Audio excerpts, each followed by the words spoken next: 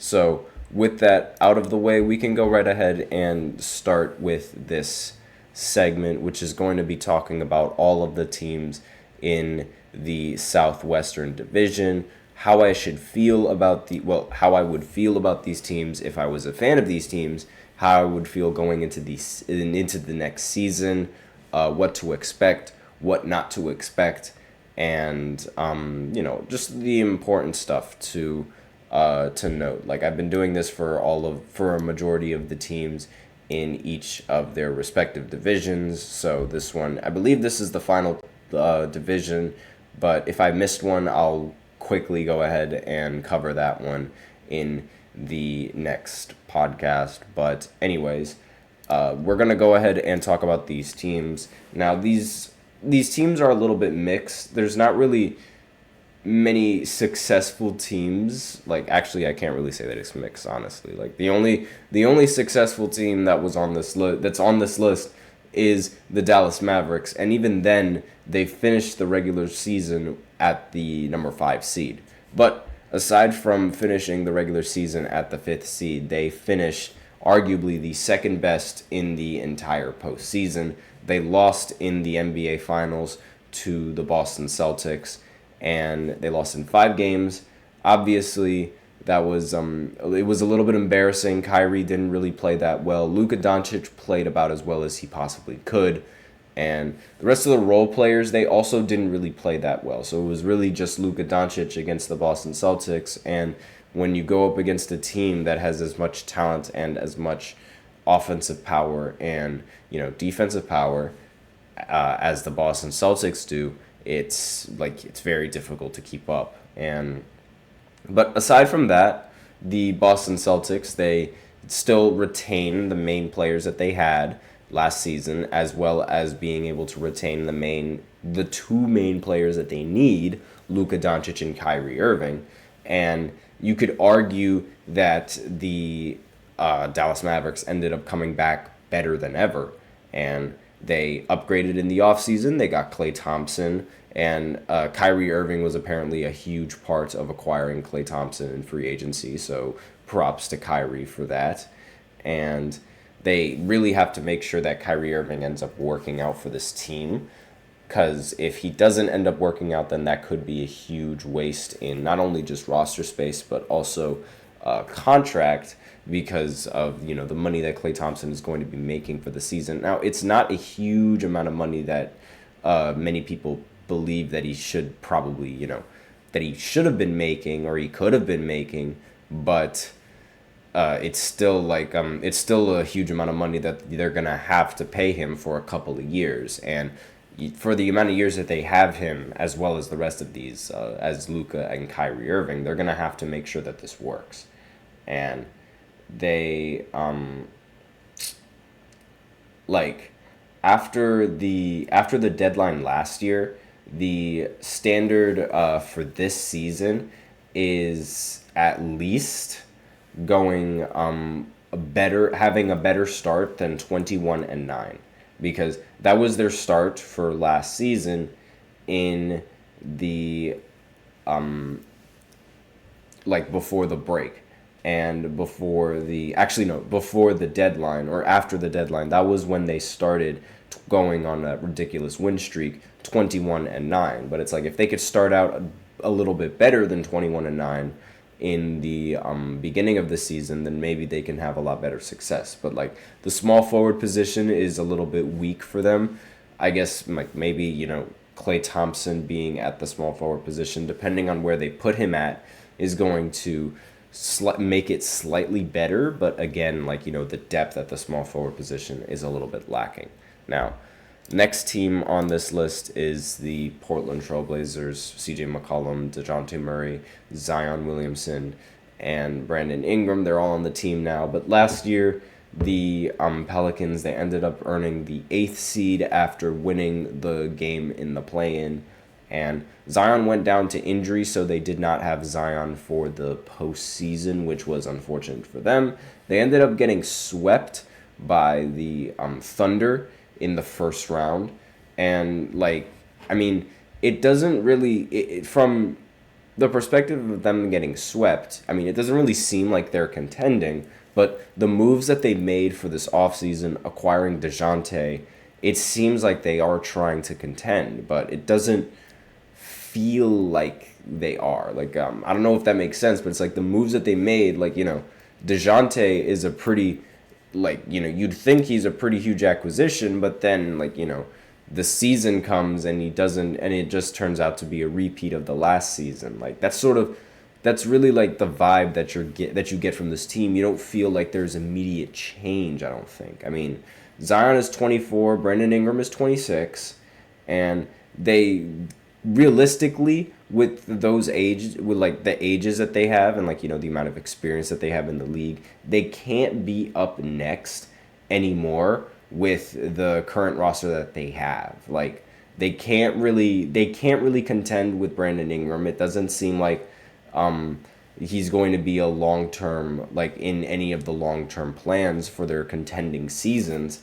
And like, it seems like things would need to change, and like, which is why I'm like a little bit surprised that they did not end up trading Brandon Ingram in one of these trades to maybe try to acquire someone else. Like, it is a little bit surprising to me, but I mean, aside from that, you can't really complain about having, like, it's a really weird spot where Brandon Ingram is right now, because it's like you can't complain about having him on the roster, but at the same time, is he really doing much for your roster?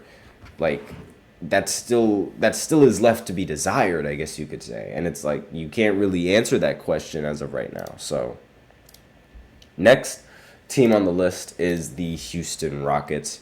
They were the 11th seed in the Western Conference last season. They were more on a rebuilding aspect of the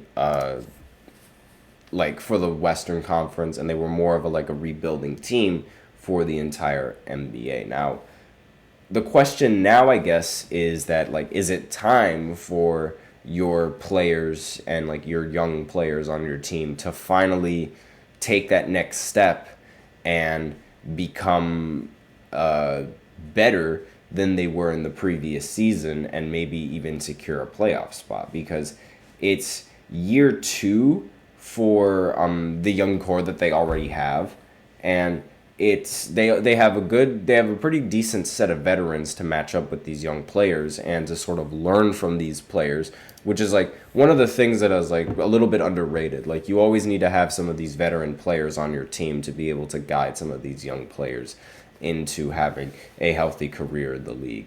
And the play-in is most likely going to be a battle for this team and any other team that they match up against.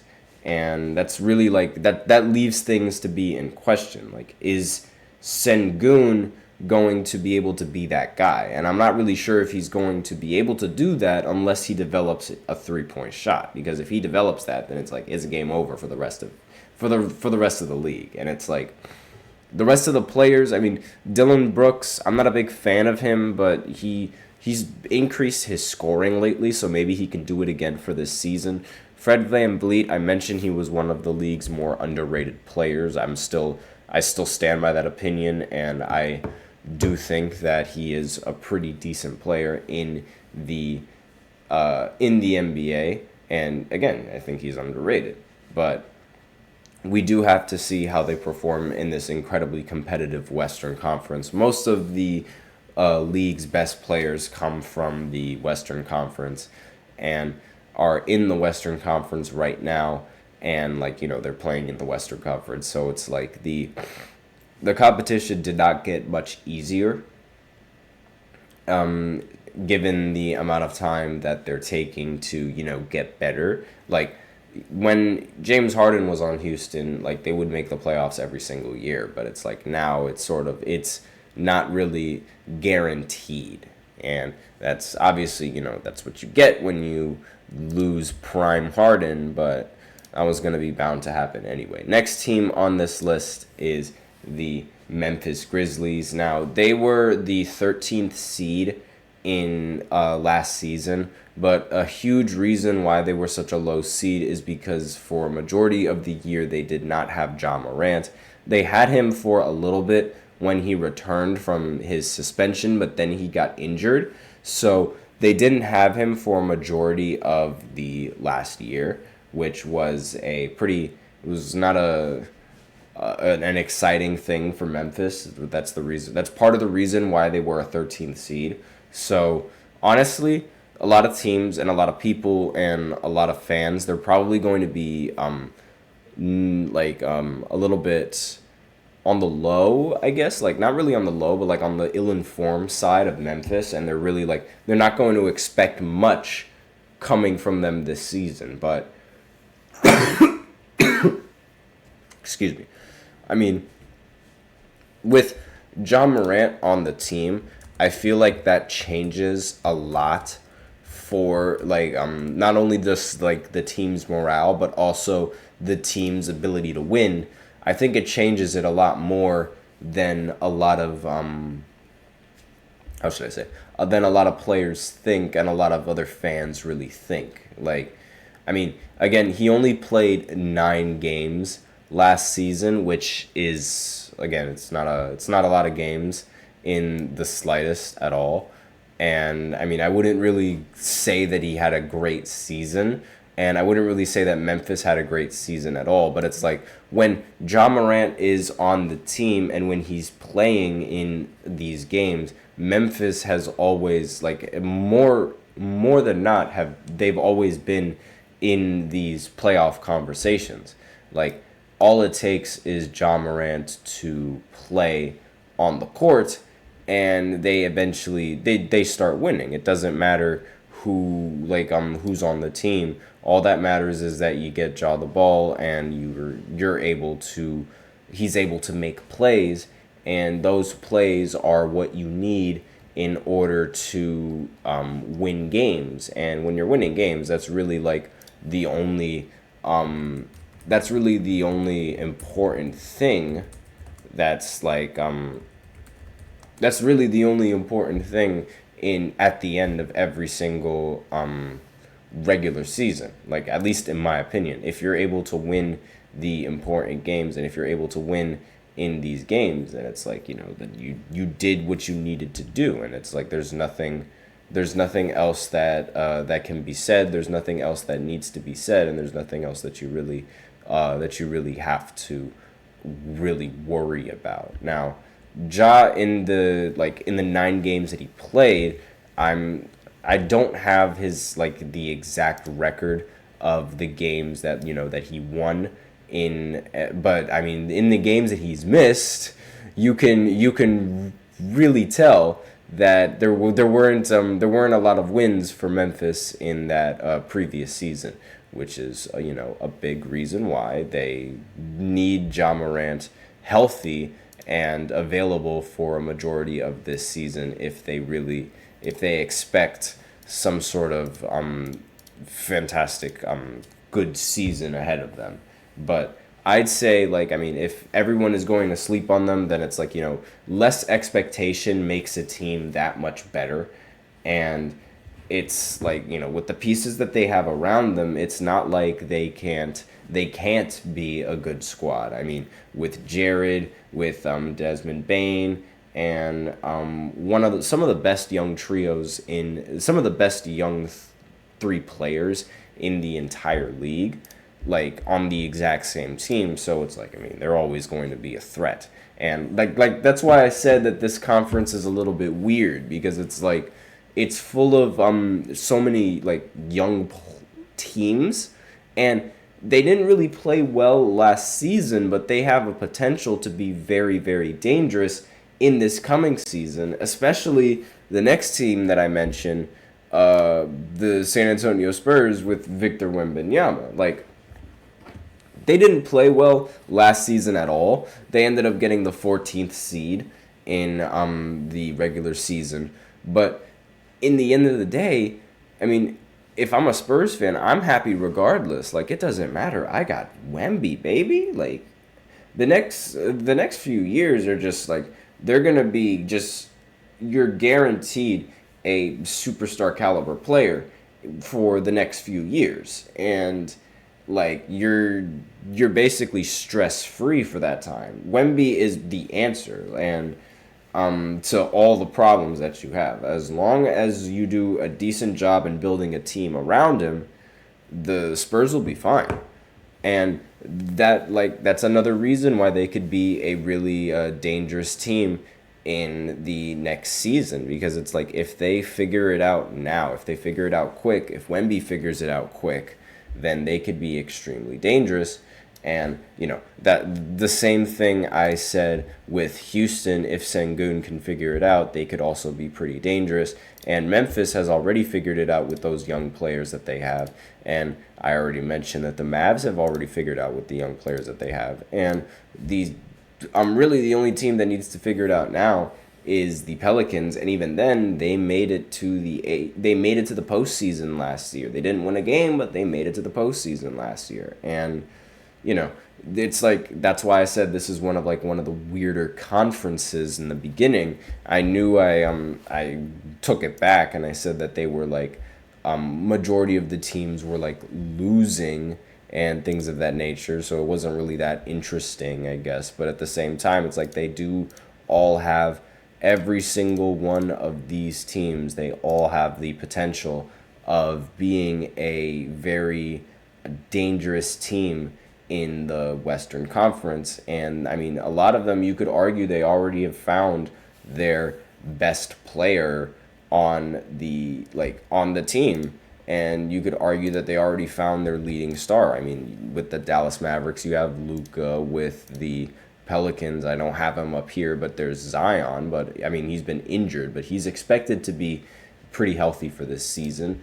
And then for Houston, you have Sengun for the future. Here you have Ja, and for San Antonio, you have Victor Wembanyama. Every single one of these players, they all have the potential of being the number one option, and they all have a shot of winning an NBA championship in either the near future or in the future. So it's like, anything can happen with a lot of these teams. And speaking of anything can happen with a lot of these teams, next thing that I'm going to do is, after this break, I'm going to go ahead and do a prediction of these teams and what their win-loss record is going to be. So I'm going to talk about every single one of these teams, and I'm going to give an explanation as to why I think they're going to have this record or why I think they're going to have that record. I'm going to do all of that in the third segment right after this short break, so be sure to stay tuned. Looking for your daily fix of sports talk without having to pay for it? GSMC Sports Network is available on YouTube. Just search GSMC Sports Network. Get your fix of daily sports talk shows on YouTube, absolutely free. NFL, college football, NBA, MLB, MMA, UFC, fantasy football, and so much more. GSMC Sports Network has shows running all day long, with new sports shows starting every 2 hours. Just like on your favorite cable sports channel, except GSMC Sports Network is absolutely free. Just search GSMC Sports Network on YouTube to catch one of your new favorite shows, like the GSMC College Football Podcast, Chip Shot Football Podcast, Hoops and Heels Women's Sports Podcast, GSMC Basketball Podcast, and so many more. Check it out for yourself. GSMC Sports Network, now available on YouTube absolutely free.